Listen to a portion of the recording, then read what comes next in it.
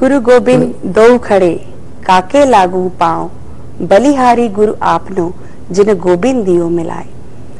जी हाँ, सर्वप्रथम मैं डॉक्टर गोला का धन्यवाद करना चाहूंगी, जिनसे मिलने के उपरांत मुझे कई भावनात्मक आवेगों के पाशों से मुक्ति मिली।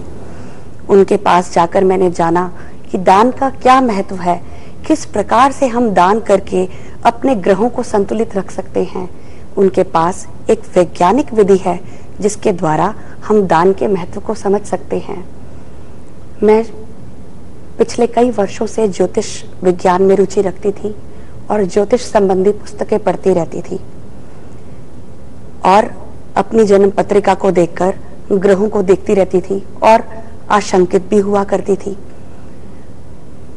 पिछले 6-7 महीनों के बीच में जब मैंने एक बार टेलीविजन खोला तो देखा कि डॉक्टर गोला, जो कि कई ज्योतिष पत्रिकाओं में मुझे दिखते थे, वह टीवी पर आ रहे हैं।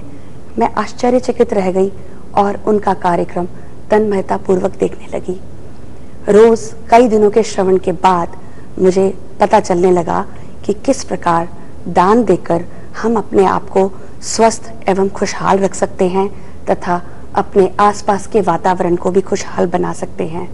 उनके पास एक ऐसा विज्ञान था जिसके द्वारा हम अपने विभिन्न ग्रहों को संतुलित करके, विभिन्न तरंग दैर्ध्य को संतुलित करके अपने जीवन को खुशहाल बना सकते थे। मुझे मानसिक एवं शारीरिक रोगों ने चारों तरफ से घेरा हुआ था। मेरे पास सब कुछ है, अच्छी नौकरी है, अच्छा घर, पति, बच्चा, सब कुछ है। उसके बावजूद भी मैं विभिन्न मानसिक तनावों से ग्रस्त रहती थी। मुझे हर समय यही लगता था कि मुझे कोई रोग हो रहा है, मुझे कहीं मैं जल्दी मर तो नहीं जाऊंगी, क्योंकि मैं पत्री में उल्टा पुल्टा देखती थी और विभिन्न लोगों से कंसल्ट भी करती थी। तो लगता था पता नहीं, कोई बताता था कि ग्रह ये ठीक नहीं है, वो ठीक नहीं है, तुम बीमार हो जाओगी, तुम्हारा जीवन ऐसे ही रहेगा। तो मैं बहुत ही घबराती रहती थी और मेरा मन एक खोज में लगा रहता था कि कहीं कोई मुझे सच्चा गुरु मिले जिससे मैं समुचित ज्ञान को प्राप्त कर सकूं। इसी खोज में मेरी आंखें निरंतर भटकती रहती थी। जब डॉक्टर गोला जी का कार्यक्रम मैंने टीवी पर देखा तो मैंने उनसे मिलने का मन बनाया।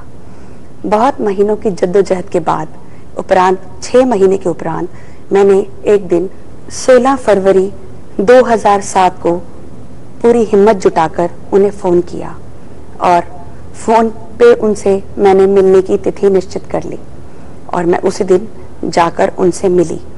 जब मैंने उन्हें अपनी पत्रिका दिखाई तो उन्होंने बताया कि मेरा चंद्रमा बहुत कमजोर है और अमावस्या का चंद्रमा है, जिसकी वजह से मुझे यह सभी भय भासते हैं और मुझे शारीरिक रोग तथा मानसिक रोग सताते हैं। मेरा पेट भी अक्सर ठीक नहीं रहता था, मैं कुछ खा नहीं सकती थी। मुझे लगता था मैं इतनी छोटी आयु में ही बूढ़ों जैसा जीवन व्यतीत कर रही हूँ। कहीं बाहर कुछ खाती थी तो मेरा पेट खराब हो जाता था।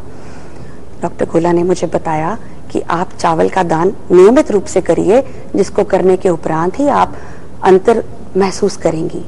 मैंने उनकी बात को मानकर चावलों का दान विधिवत करना आरंभ किया।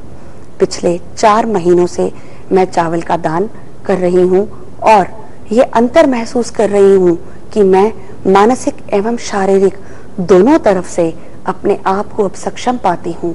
मेरे मन में एक अजीब सा आत्मविश्वास भर गया है इसी आत्मविश्वास की बदौलत मैं अपनी जो मेरी सहयोगी हैं स्कूल की, उनको भी बताती हूँ कि आप भी चावल का दान कीजिए।